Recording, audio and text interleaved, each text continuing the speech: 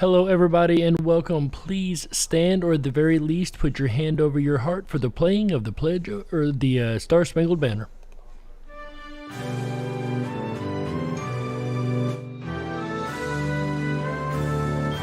Pledge or the Star-Spangled Banner.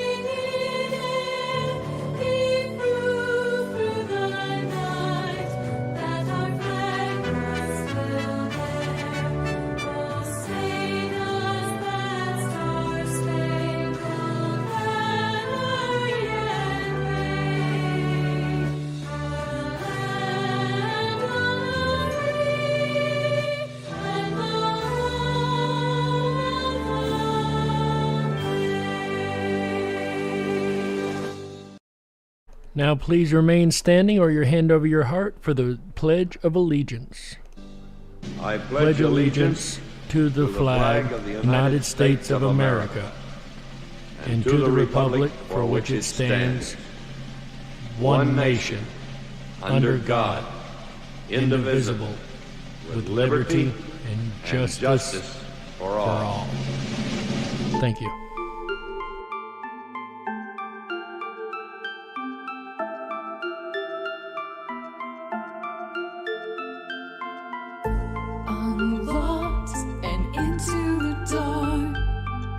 Some things are better left unknown. And I'll never find you here, 'cause no one's ever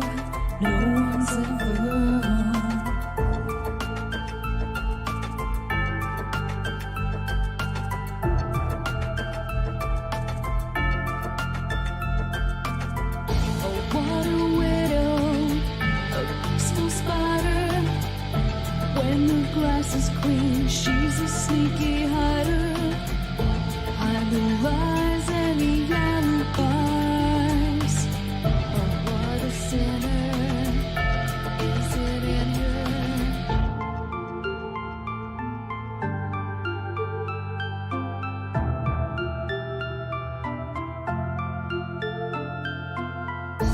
What's the truth in this riddle? Is love really just this simple?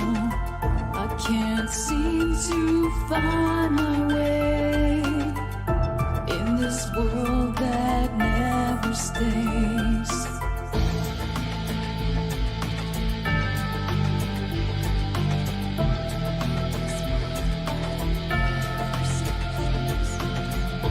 What a widow, a peaceful spider. When the glass is clean, she's a sneaky hider. Hide the lies and the alibis. What a sinner. Is it in her?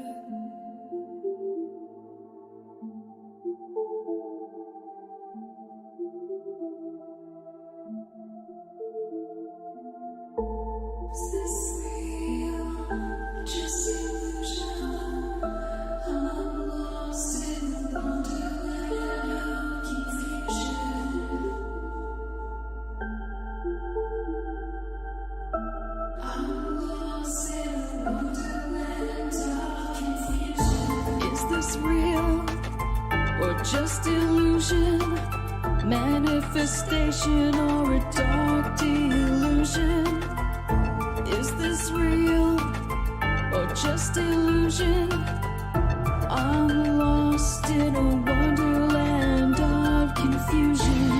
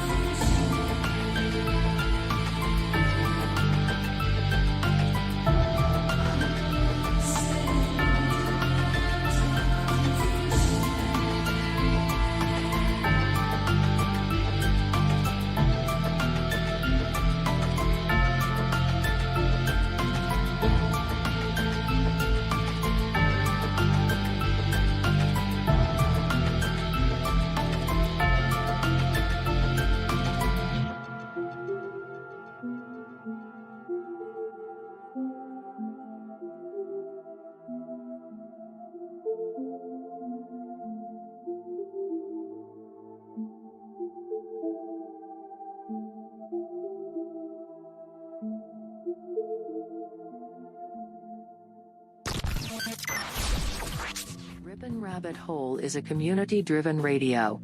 At times the community comments may reveal prejudices and other beliefs that we or our sponsors do not condone. Views or opinions expressed by the community, callers, or guests, are those of the individual speaking and do not represent the views or opinions of this site. Ripon Common Sense content is intended for mature audiences only. Enjoy. Coming to you from a secret cave, hidden deep within the wilderness. This is the Dark Wolf's Den Show.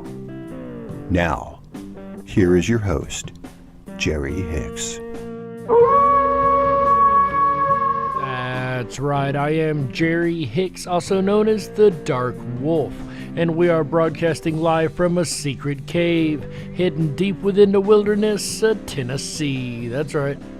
We're ripping through the electromagnetic soup, tearing through the atmosphere, and tunneling away into your radio like a quantum particle. This is the Dark Wolf's Den radio show for Thursday, November the 4th, 2021. So whether you're on the edge of reality, the edge of the galaxy, or the edge of your seat, we're glad you chose us to be right there with you. Welcome back, ladies and gentlemen, to episode 2 of the Freedom Flame series, where freedom burns brightly here. In this episode, we're going to discuss To the Republic. Is America a democracy, or is America a republic? Go ahead and put a 1 in the chat room if you think it is a democracy. Go ahead and put a 2 in the chat room if you think America is a republic. Go ahead and put a 3 in the chat room if you think America is something altogether different. There's a big question looming tonight, and we're going to get through it together, but first, let's see who all we have over here in the YouTube chat rooms, both on the Ripon Rabbit Hole YouTube channel, as well as the Dark Wolf's Den Show YouTube channel. How we doing over here tonight, guys? Got quite a few people, it looks like. We have My Life DIY hanging out in the Dark Wolf's Den Show chat.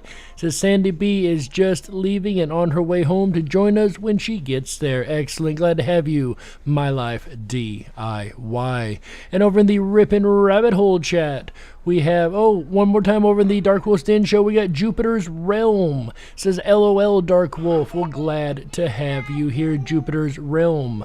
One was a democracy, 2 was a republic, 3 was something altogether different. My Life says, I think she means 2. I'm going to go ahead and give her a moment while she's working on that. Over in the Dark Wolf's Den Show, or the Ripon Rabbit Hole chat, welcome Alva Yarder. Says the Duke, that's right, the Duke, Ripon Rabbit himself, Mr. AJ, first in the chat room tonight. Says hand over heart and still standing. Thank you, AJ, for joining us for the Pledge of Allegiance and the Star Spangled Banner. We've added that in at the beginning of the show, so we're glad to have you guys playing along. My Life has jumped back in with a 2.5. A republic, sort of, maybe something else. Who else we got here? Raider Champion dropping in with the Wonderland link for you guys wondering about the theme song. That is the Wonderland song by Chick Mandela Effect and Michael Musco. You can hear my grandbabies in the back there. Michael Fontaine, glad to have you, says hello everyone. Hello Michael. Terry Taggart says hey y'all. Hey Terry, glad to have you, man. Danny Mull says hey everybody. All right, Terry Taggart says 3, something altogether different, not a democracy or a republic. Raider Champion with a 3.4, something different, not a democracy or a republic. David Vinson, welcome David, glad to have you with a 3, not a democracy or a republic. AJ the Ripon Rabbit says 2, a republic democracy, so 3. Ooh, that is well put, my friend. We are going to discuss a lot tonight, I guarantee you. Alva says, I'm not sure what it is nowadays. Isn't that the truth? Maybe this episode will help clear at least a little bit of that up. Terry Taggart says, congratulations, AJ. AJ won last time with the Constitutional Republic. And we appreciate every last one of you guys listening, whether you are over on the YouTubes or if you're listening worldwide on Ripon Common Sense Radio Network, the Ripon Rabbit Hole. We appreciate every last one of you being along for the ride. And before we can dive deep into this incredibly important topic tonight, we have 2 more fun little segments to do. The first of which we call Today in History.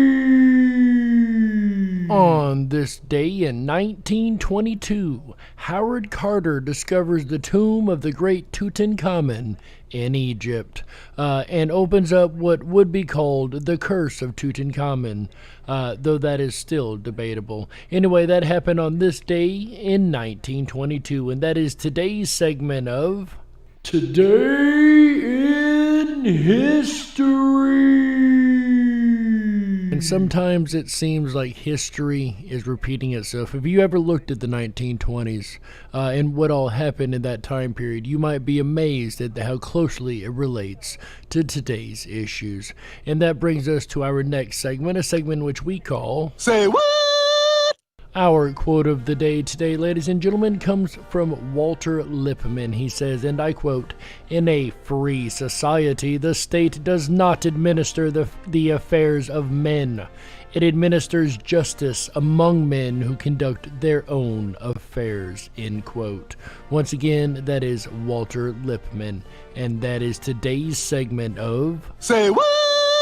Amazingly wise words from a wise man. And speaking of words, you know, ladies and gentlemen, the universe has taught me a valuable lesson. I would say even reminded me of a valuable lesson this week. And that is the fact that word matters. Language matters, right? How you define something and how you say something really determines the conversation that you're having. And as we know, politics tries to muddy up the conversation more times than not, but I got called out, and rightfully so, last week 2 times when I named the episode A Stolen Democracy. I made the same mistake I've seen made 1,000 times and did not even think about it at the time. And thank you, Chris, and everyone else who did call me out last week on that episode, because you bring a valid point. Is America a democracy, or are we a republic, right? Where does that fine line be drawn? If you listen to politicians all the time, they say we are a democracy, right? But what is the true nature of America? What is the government that we have? What rights are we given under this government? In order to determine all of this, we have to agree upon some terminology, and that is the most important part. What does the word democracy mean? What does the word Republican mean? Where does it all come from, right? To have a discussion, we must be speaking the same language. So that's what tonight's show is about. We're going to define the terms of the conversation as we continue to have it, because once again, getting your vocabulary correct could not be more important, because at least that point you know that you're saying the same things when you use these words, right? There are a lot of claims.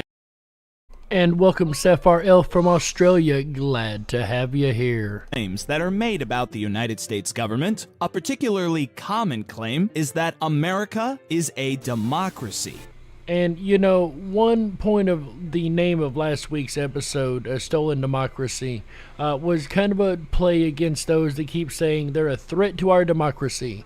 To say this or say that is a threat to our democracy. But I want you to think about that as we go forward in this conversation, because our democracy is very telling in what they're saying. Once again, words truly matter. Is our democracy for sale in America? Of course! Do you feel like our democracy is under threat right now? I do feel our democracy under threat. Of course! We just need to go back to what Thomas Jefferson and Ben Franklin said, that equality and democracy should be the foundation of everything that we do. That's actually taken way out of context. Which was at the core of who we've been as a democracy for 240 years. Of course! I would love it if everybody in America agreed with me on every issue. I can't get my wife to agree with me on every issue, let alone the American people. It's called democracy. That's what it's about. So the politicians all the time is talking about our democracy, their democracy, right? But what is the meaning of the term? Again, we need to get some definitions under control here. So let's now have a look at the term democracy, which is derived from Greek and means rule by people. At this point, I'm sure some of you are thinking, well, yeah, that sounds right. That sounds like America. We're ruled by the people, right? Well, not exactly. The broadest definition of this term is a government by the people, the rule of the majority. Now, let's rephrase that to the actual meaning, rule by mob. As a system of government, it's as direct as it gets. The citizens vote on every matter. Every law and every right is subject to popular opinion. And we do not get the say in every single law that is made and every single thing that is done in our government. And thank God our rights are not subject to public opinion. The usual argument made against this system of government is that it isn't really a government in the Welcome, Errol Taylor says, we are a republic.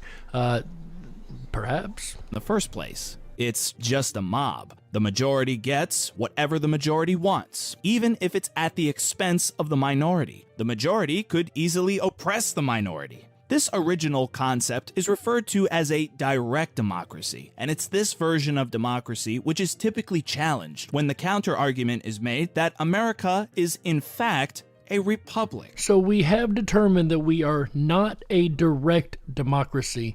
Now let us define the term of republic. As I cannot reiterate enough, once again, the use of language and understanding the terms that we are using is incredibly important. The term republic is derived from a Latin phrase meaning public affair and regards the government as a public matter. A broad definition of this term is a government in which supreme power resides in a body of citizens entitled to vote and is exercised by elected officers and representatives responsible to them and governing according to the law. Representatives that are responsible to the people and governing according to the law, opposed to according to mob rule. Those last 5 words are an integral part. The most basic distinction between these two forms of government is that a democracy is the rule of the majority, whereas a republic is the rule of law. But again, that's the most basic distinction between the most basic versions of these terms. There is a second definition of democracy here, which is noticeably similar to the definition of a republic. And this is where the waters begin to get just a little bit murky. A government in which the supreme power is vested in the people and exercised by them directly or indirectly through a system of representation, usually involving periodically held free elections.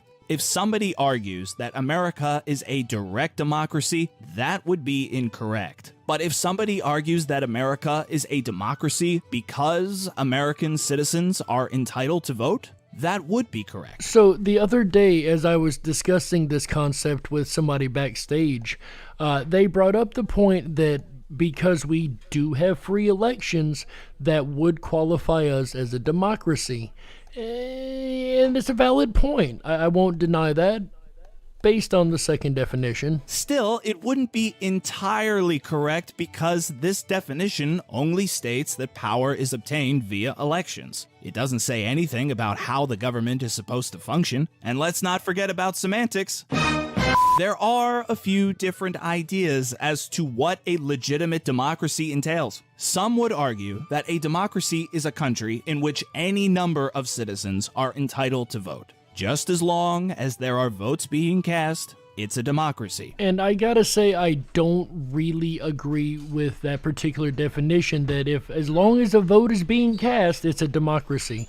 I don't fully believe that's the way, number one, we work, but the way it should be defined as calling America a democracy just because, we have free elections. But others would argue that it's not a democracy unless the franchise is universal. Those who would make that argument would also argue that the United States was not always a democracy, because there was a time when women couldn't vote, black people couldn't vote, non-landowners couldn't vote, etc. And though that is a fair statement, that's still not necessarily true in America. There are still groups of people in America that are just not allowed to vote, even though they are free citizens of the country. Although you could still question this argument by citing the disenfranchisement of teenagers or convicted felons if you thought that either of those groups are entitled to a vote as well. Then there is yet another version of this argument. Many would argue that it's not enough for citizens to vote. Those votes must directly determine the winner of an election. This is true of the legislative branch. Senators and representatives are directly elected.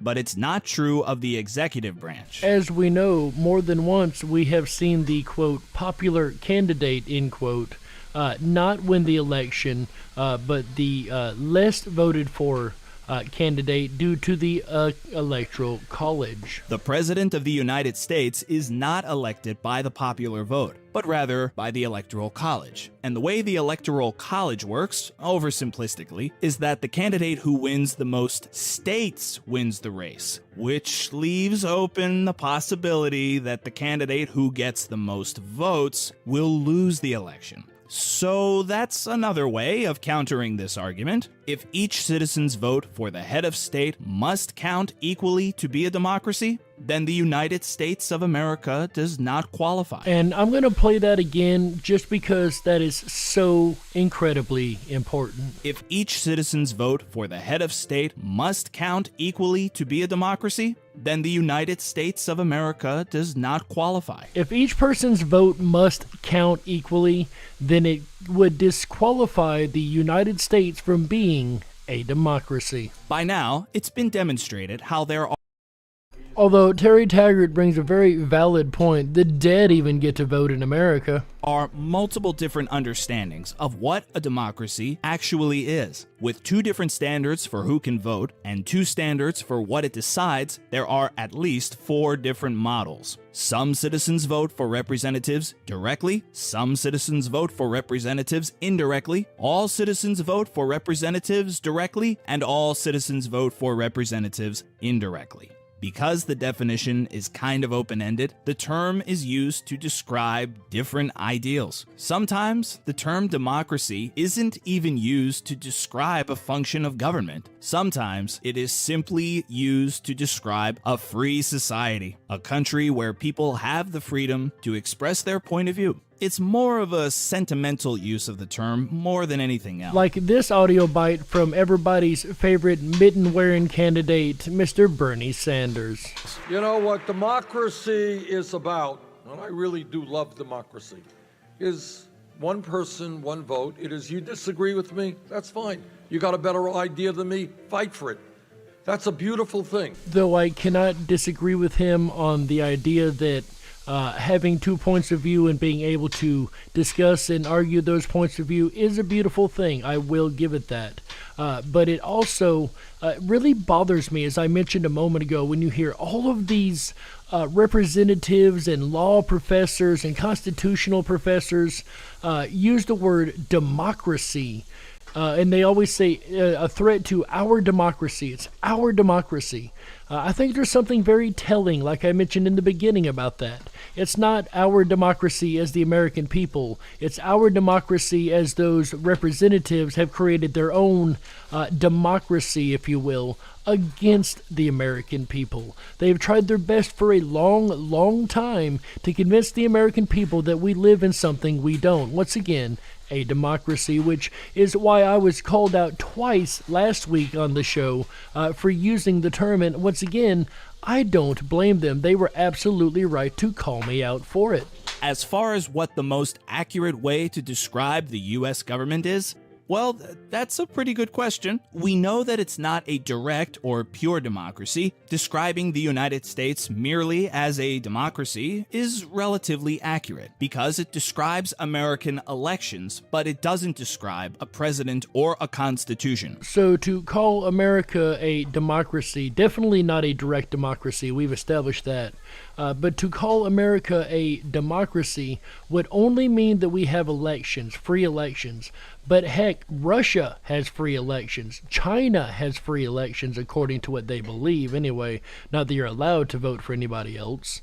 Or North Korea, the Democratic Republic of North Korea, right? I mean, just because you have a vote doesn't necessarily mean you have a democracy. Describing it as a republic would also be relatively accurate because this term leaves a few stones unturned as well. Just like democracy, the term republic has multiple definitions, and one of them simply reads, a government having a chief of state who is not a monarch. You'll notice that neither one of these definitions explicitly state that there is a constitution, so it couldn't hurt to qualify this term by adding constitutional to it. Something that the ones in power have seemed to forgot about, the ones currently in power, I should say, and that is the Constitution, of course. We are a constitutionally based nation. And you could do the same for democracy. To distinguish it from a direct democracy, you could say representative democracy. These terms do a much better job of describing the United States of America, and what's better than using just one or the other, why not use both? Though I will agree with the aspect of having a representative democracy to the point that we have people that do represent us,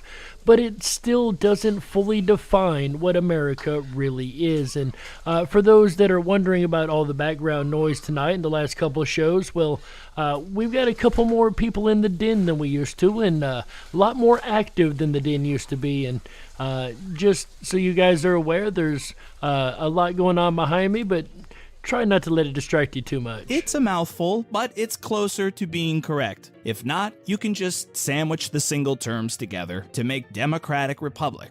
A democratic republic. That sounds a little closer to what America may actually be. You've got the Democratic side as far as the free elections and things like that. Then you've got the Republican side as far as having the Constitution and having the rule of law. At least that's the way it's supposed to work. However, as we discussed in last week's show, just because you have a free election doesn't mean who you're voting for isn't already corrupted, because who picks the ones we vote for, right? Who picks the candidates? Like old Tweed said, I don't care who the people vote for as long as I can choose who they're voting for on either side. In other words, as long as they're my crony, it doesn't matter who you vote for. The bad guy gets in every single time. And this is due to the MFers, or the money funders, if you will, as Rex Bear used to put it quite a bit, credit where it's due. And speaking of having credit where it's due, I'd like to fill you guys in on an update real quick of the situation that I mentioned a couple weeks ago. I always tell you guys, get involved. Now is the time to get involved. Now is the time to start writing your senators, start writing your governors, start writing your mayors, and let them know how you feel. Because they don't realize a lot of times what our complaints are. If they only hear from a few people, albeit one side, then they're only going to follow those people, right? They're only going to do as those people have requested. Well, I had an issue with our local transit system, and I've told you guys about that, where they refused to accept a medical exemption, went as far as to question that, which is absolutely illegal. So I did reach out to my senator, and I did reach out to my mayor, and my senator got back to me quite quickly. Credit where it's due, Senator Blackburn of Tennessee. I really appreciate her taking the time to read my concern and get back to me. The mayor, on the other hand, took a little longer. The mayor of my town, I understand they're busy, and I don't expect somebody to get back to me the next day. But after a week, I expect that I might have at least heard something, even a generic email to acknowledge you got my request of issue, right? Well, after a week, I sent another letter to the mayor, pretty much the same letter, and I added in how disappointed I was that it took me 2 times of sending this to hopefully get a reply. Within an hour, I had a reply from my mayor, who said they would look into the matter. Now, yes, I know they can say one thing and do another, as most politicians do, and I expect nothing less. However, if you don't get involved, then the answer is always going to be that nothing gets done. If the left side is getting involved, if only one side is giving their opinion to the representatives and to the senators and to the mayor, then that's the only opinion they hear. Then that's the opinion they think that the people want, right? This is why we have to get involved. This is why we have to raise our voice. Whether it's in my community or the little community of Ripon, Wisconsin, or the big communities in New York, in Texas, in Idaho, no matter the size of your community, no matter the size of your town, you have as much a voice as I do, and the mayor does, and anyone else does. But you have to exercise that voice. You have to exercise your rights. Take the time to reach out to your senator, to reach out to your representatives. In today's day and age, it's a lot easier. I was thinking about this earlier today, too. Growing up, we had pen and paper, right? We had only the ability to write a letter or call the mayor or call our representative and pray to goodness that they got back to us, as once again, they are very busy people. But in this day and age, you can write an email. It took me 10 minutes to write the first email that I sent, just explaining my concerns, explaining my situation, and explaining where I would go from there if the concerns did not get addressed. And lo and behold, at least I got a response. Now, do I think it's the response that's going to change everything? Not at all. I don't think one person can make that much difference, but one group of people can, right? My one letter may not make a lick of difference, or maybe it will. Maybe it will wake them up to realize what they're doing is wrong. I don't know. I will keep you guys informed on that, but if we don't try to write our representatives, if we don't try to write our mayors, if we don't try to voice our concerns, then what's the point of our concerns? How are they going to know? These guys are no more mind readers than we are, right? And they don't know what you think if you don't tell them. So reach out to these people. Let them know. In Ripon, reach out to your representatives and let them know that you are not happy about these mandates, about this Smuckers doing what they're doing, about these companies forcing people to do things that are against their will at the very least, and unconstitutional at best. So I'm going to go ahead and stop ranting now. We are coming up on a network break, as you know that music means, so we do have to take a break right here, ladies and gentlemen. My name's Jerry Hicks, also known as the Dark Wolf, and you're listening to the Dark Wolf's Den radio show exclusively on Ripon Common Sense Radio Network, the Ripon Rabbit Hole. Sit back, relax, and we'll be right back with the second half after these messages. Don't you touch that dial. That's right. We gotta stoke the fires and run off the men in black. Don't touch that dial. We'll be right back.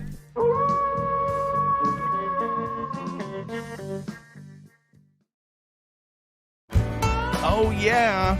A Thursday night on the Ripon Rabbit Hole. Hi, everyone. It's AJ, the Ripon Rabbit. Are you enjoying tonight's Dark Wolf's Den radio show, the Freedom Flame series, To the Republic?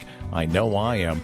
If you are, and you haven't done so already, please make sure to thumb up that video. Hit that subscribe button and ring that bell. You'll get our notifications every time we go live. We're here every Wednesday, Thursday, Friday, Saturday, and Sunday nights, bringing you the very best of common sense radio, the Ripon Rabbit Hole. I'll return again tomorrow night, Friday, November 5th, a special look down the rabbit hole of cover-ups. When somebody makes a mistake, what are the tactics used to cover them up when they do not want those mistakes to be known? It's going to be an interesting evening of cover-ups. Tomorrow night starts at 7 p.m. Pacific, 10/9 Central, as all shows do. Come along with me. Then Saturday night, November 6th. Can you believe it? It's November already. I just am blown away by that. We'll take on part 2 of the same discussion in Saturday night's blackmail episode, right? Usually when mistakes are meant to be covered up, usually a little bit of blackmail helps to cover up the mistakes. So we'll talk about those tactics Saturday, November 6th, again, 7 p.m. Pacific, 10/9 Central. 2 back-to-back very interesting episodes you will not want to miss. You will not want to miss Beat Eugene the 6th. Sunday night, our interactive family game show returns, as it does the first Sunday of every month. Come along with us as we play the most interactive family game show on radio, Beat Eugene. An evening full of interactive puzzles, games, riddles, trivia, and chants as you rack up the points in the ultimate attempt to beat Eugene. Will you beat Eugene, or perhaps will he beat you?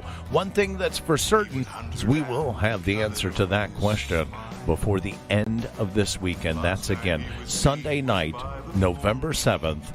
Invite your friends, invite your family, heck, invite your family's friends to come along with us and play Beat Eugene, the November edition. I can't wait. It's going to be a fun game. Any given Sunday, we know. Eugene, do you think you're going to hold a position on the top podium spot this month? I answered it. I think it is possible, but not certain. Anything is possible, but not certain when it comes to Beat Eugene Sunday night. And that will end out the weekend together right with you. We'll return back to tonight's topic of To the Republic with your host, Jerry Hicks, and the Dark Wolf's Den radio show for Thursday, November 4th. You're listening to the Ripon Common Sense Radio Network, the Ripon Rabbit Hole. If you were meant to be controlled, you would have come with a remote, but you didn't. And that's why you listen to the Dark Wolf's Den show. Now, here is your host, Jerry Hicks. That's right, I am Jerry Hicks, also known as the Dark Wolf. And welcome back to the second half of the Dark Wolf's Den show for Thursday, November the 4th, 2021. So whether you're on the edge of reality, the edge of the galaxy, or the edge of your seat, we're glad you chose us to be right there with you. Ladies and gentlemen, tonight we are discussing To the Republic. To the Republic for which we stand. Yes, ma'am. Yes, sir. Yes, folks. That is exactly what we are talking about. And we do the Pledge of Allegiance at the beginning of every show. And it amazes me how as we do that Pledge of Allegiance and we say To the Republic for which it stands, nobody thinks about the words. We take it for granted, right? And I will tell you folks, last night while we were doing the Pledge of Allegiance, I had my grandson here with me listening. And I'm here to tell you folks, somebody's taught him right. He had his hand over his heart and he was reciting the Pledge of Allegiance with me. And I could not have been more proud. So yeah, there are places in the country where we're still teaching the right way, right? But besides that, ladies and gentlemen, again, we are talking about To the Republic, and one of the main goals of tonight's show is to define terms, right? As I mentioned in the first half, the universe taught me a lesson this week, and could not help but reinforce it every chance that it got. And that is the fact that we need to define our terms to have a relevant conversation. Words truly matter. Like last week when I was talking about a stolen democracy and using the wrong word, because America is clearly not a democracy. And I feel bad for those that are in one. Thank God we're not, right? But we're going to continue on our examination of the forms of government of the United States, and we'll even be finding one more term before the end of the episode. When Benjamin Franklin exited the Constitutional Convention, he was asked by a woman, "Sir, what have you given us?" His immediate response was, "A republic, ma'am, if you can keep it." Our founding fathers were very, very wise, and they knew exactly what they created, and it was not a democracy. Yet most Americans today have been persuaded that our nation's governmental system is a democracy and not a republic. The difference between these two is essential in understanding Americanism and the American system. Before we discuss political systems, however, it's helpful to address the confusion that has been spread about the political spectrum. And once again, it comes down to the definition of terms.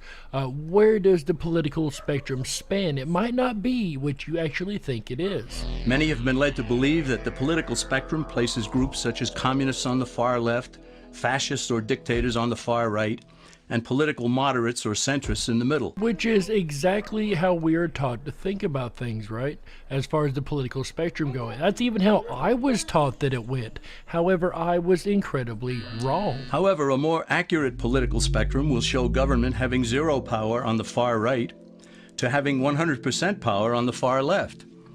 At the extreme right, there is no government. As much as a lot of us disagree with our government right now, I think we could all agree that no government would not necessarily be the wisest way to do things. And we'll discuss that in more detail here in just a couple The moments. extreme left features total government under such labels as communism, socialism, Nazism, fascism, princes, potentates, dictators, kings, any form of total government.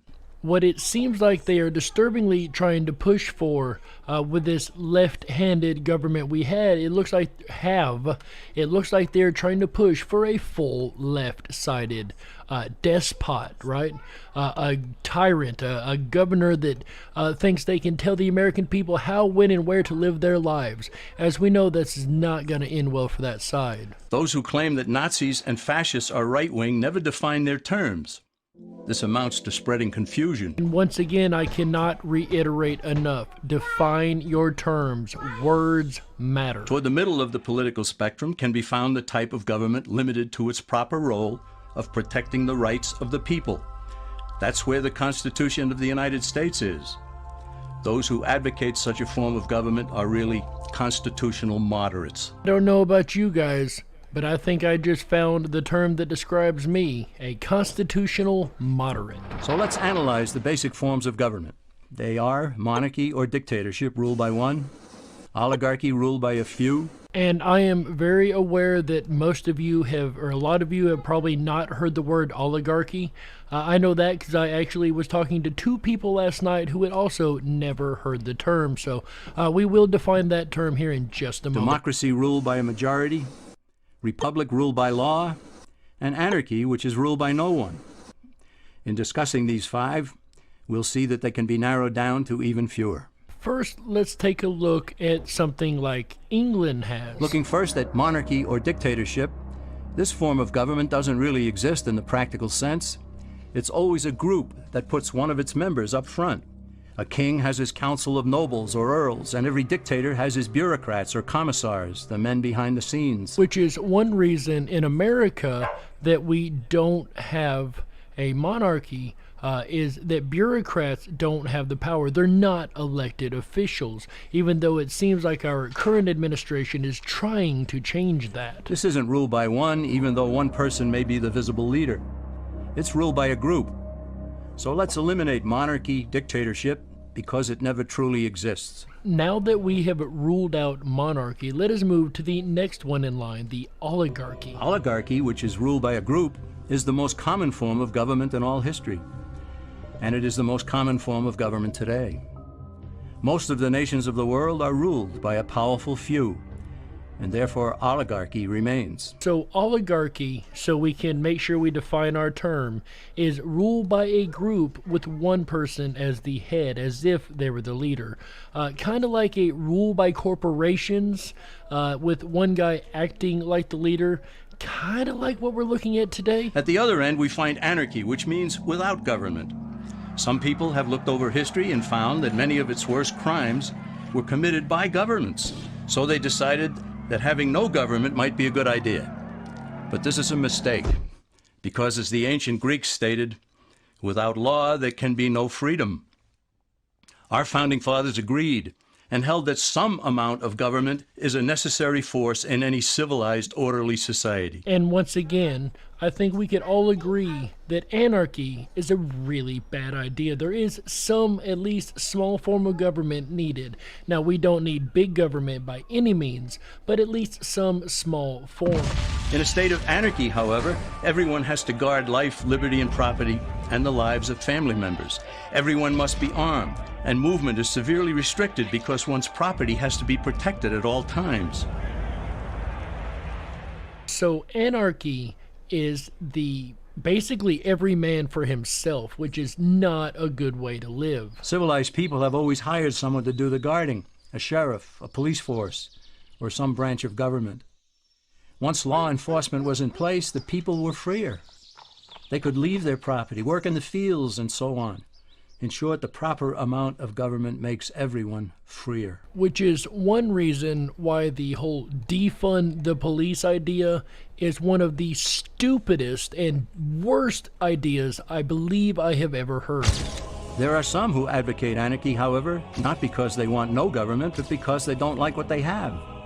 They use anarchy as a tool for revolutionary change. The condition of anarchy is very much like a vacuum where something rushes in to fill it. These calculating anarchists work to break down the existing government with rioting, killing, looting, and terrorism. Tragically, the people living in such chaos often go to those best able to put an end to it and beg them to take over and restore order. And who is best able to put an end to the chaos?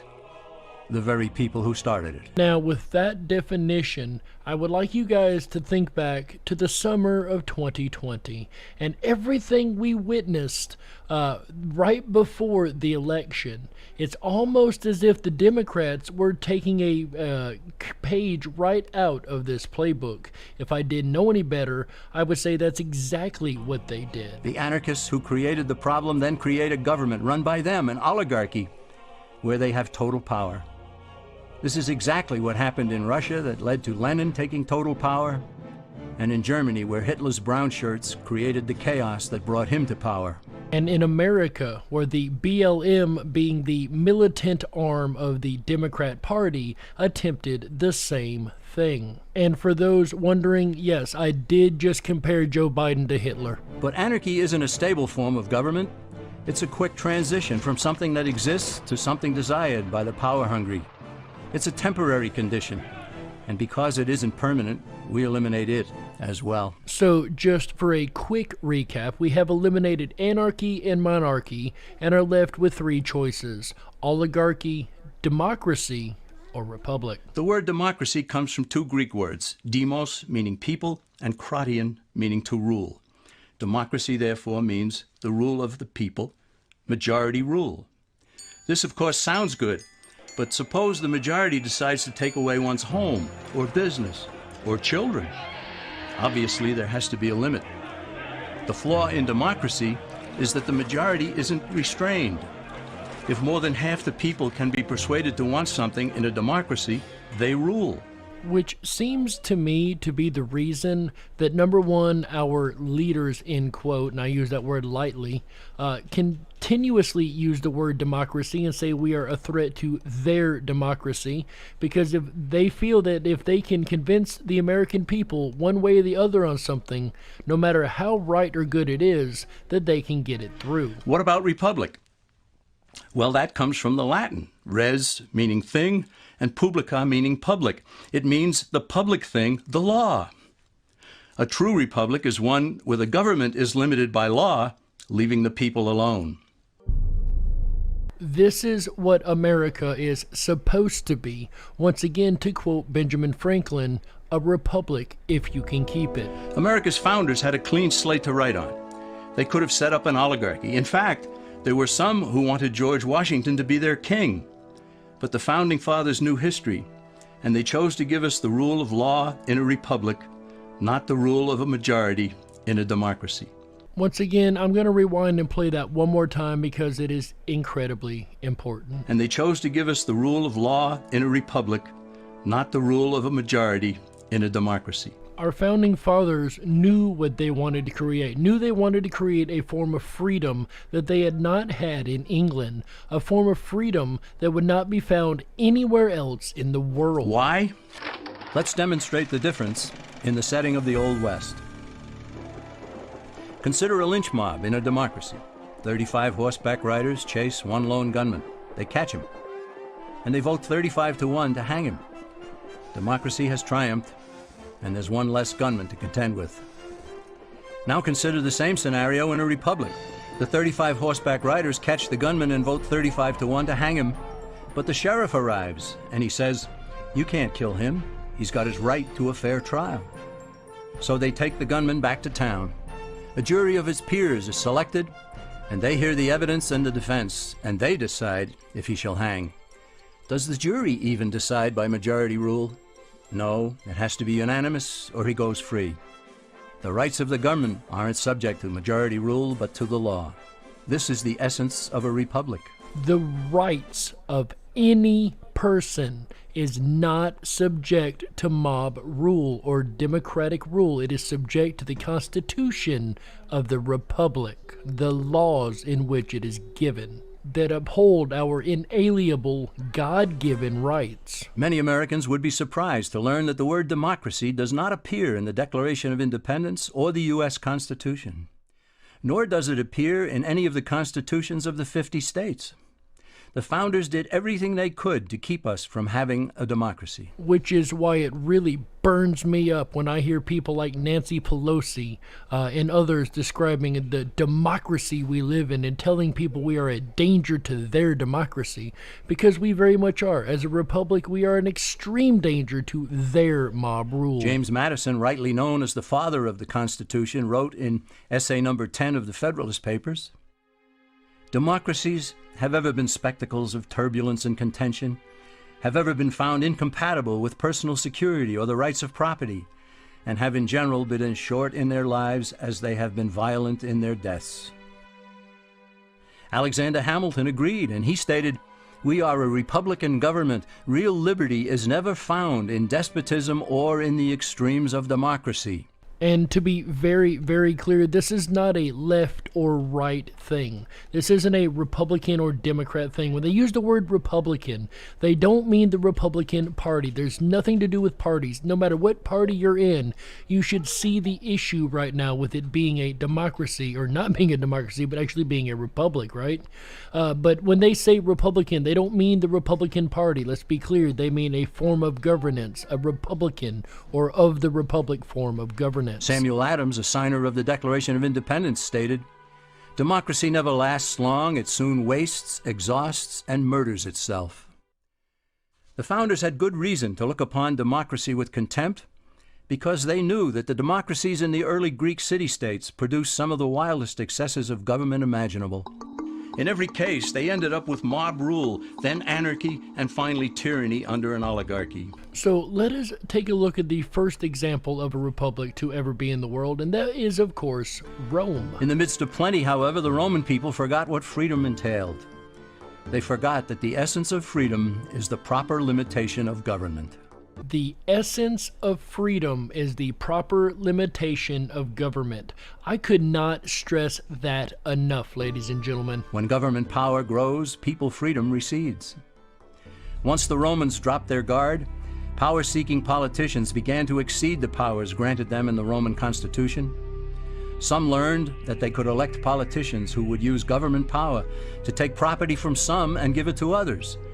Agriculture subsidies were introduced, followed by housing and welfare programs. Inevitably, taxes rose and controls over the private sector were imposed. Soon, a number of Rome's producers could no longer make ends meet, and they went on the dole. If this is sounding oddly familiar to you guys, I would agree. It almost sounds like what we've witnessed in the last couple years of our own lifetime.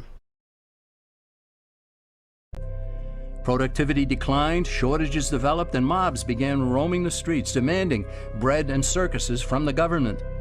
Many were induced to trade freedom for security. And to once again quote Benjamin Franklin, those who would trade freedom for security deserve neither. Eventually, the whole system came crashing down. They went from a republic to a democracy and ended up with an oligarchy under a progression of the Caesars. Thus, democracy itself is not a stable form of government. Instead, it is the gradual transition from limited government to the unlimited rule of an oligarchy.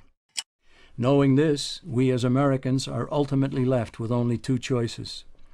We can keep our republic, as Franklin put it, or we will inevitably end up with an oligarchy, a tyranny of the elite. And this, once again, as I started the episode saying, is why defining our terms is so important. America is not a democracy, perhaps a democratic republic at best, but a republic nonetheless. And if we do not hold on to our republic, it will turn to a democracy, and sadly, in the end, become an oligarchy. But what do you guys think? Do you think that we are a democracy? Do you think we're a republic? Do you think we are on a very slippery slope through a democratic ride into oligarchy? If this is what you think, then I cannot admonish you enough to please get involved. Let your representatives and congressmen and mayors know you have had enough and you're not going to take this anymore. Be polite, don't be rude, don't be threatening, but make yourself very, very clear. And in the end, ladies and gentlemen, all you can do is look at the evidence, apply a little common sense. And you be the judge. That's right, Bubby.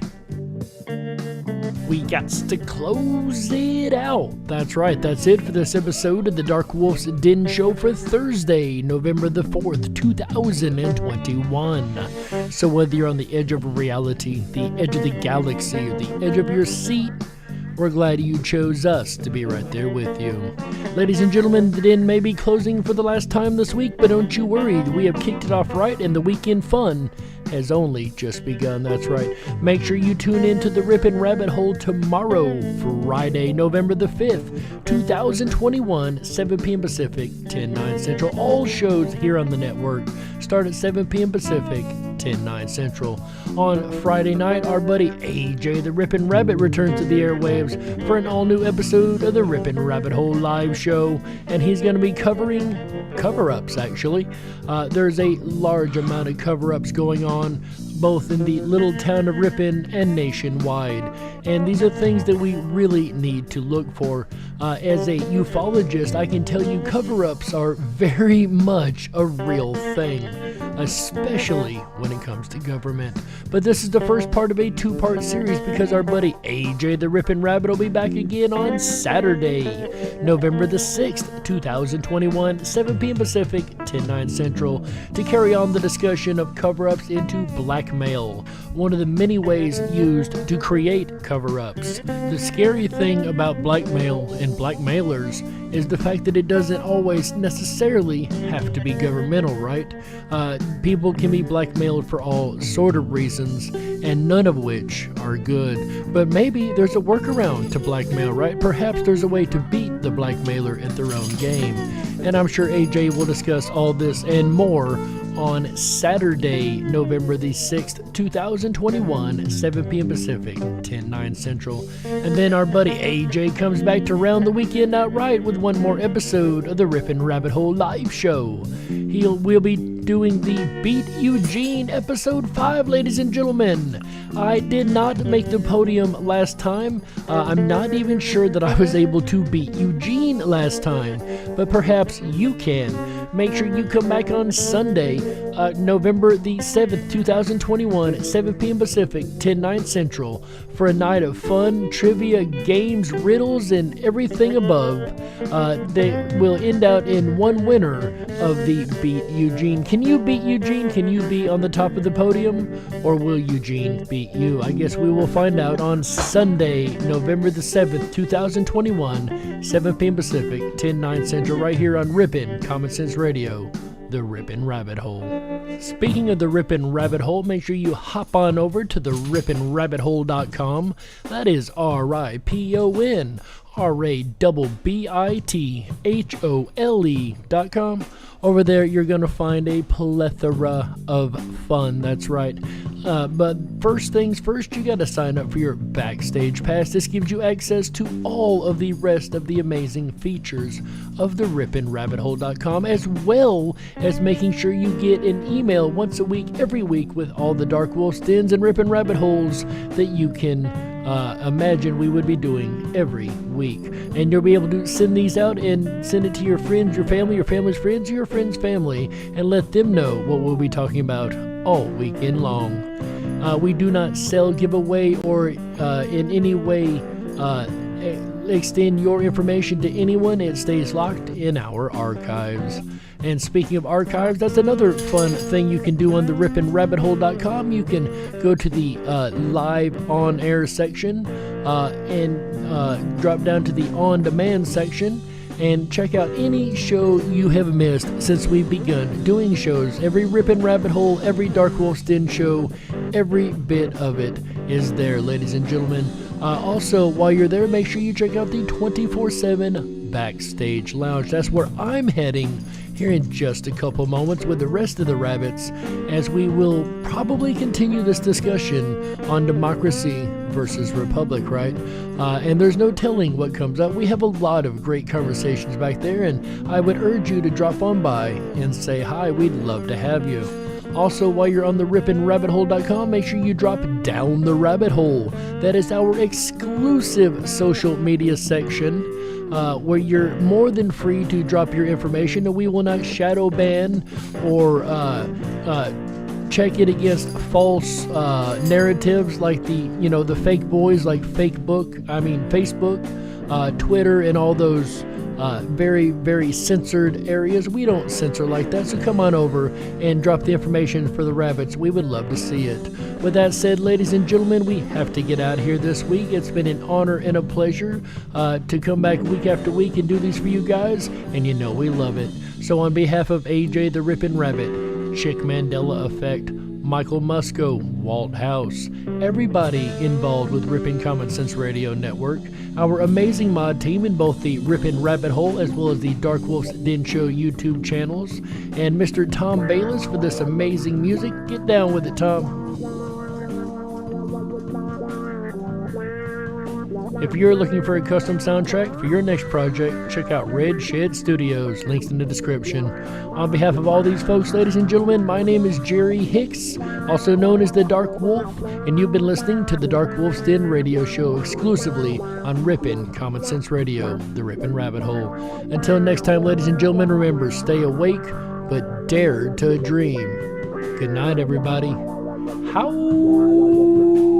Yeah. That's right. Let's go, Brandon.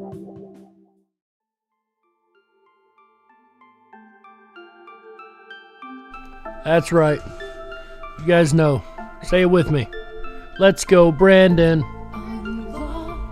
Come on. Come on. Come on. You be the judge. Let's go, Brandon. Let's go, Brandon. Let's go, Brandon. Let's go, Brandon. Let's go, Brandon. Let's go, Brandon. FJB. Let's go, Brandon. Let's go, Brandon. Let's go, Brandon. Let's go, Brandon. Let's go, Brandon. Let's go, Brandon. FJB. Let's go, Brandon. Let's go, Brandon. HPB. Let's go, Brandon. Let's go, Brandon. HPB. Let's go, Brandon. Let's go, Brandon. Let's go, Brandon. Let's go, Let's go, Brandon. Brandon. Let's go, Brandon. Let's go, Brandon. Let's go, Brandon.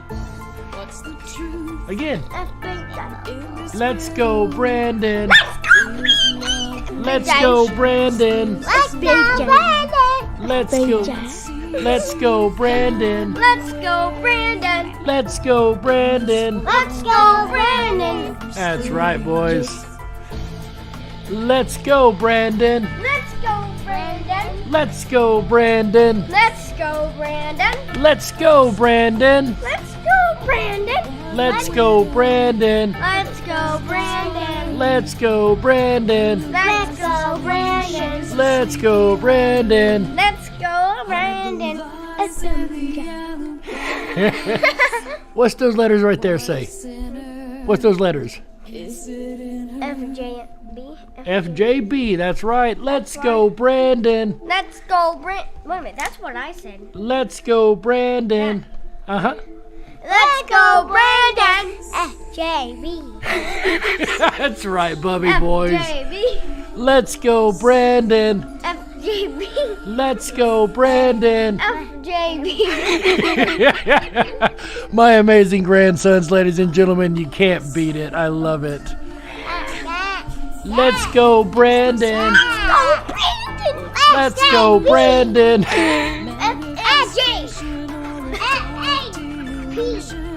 FJP.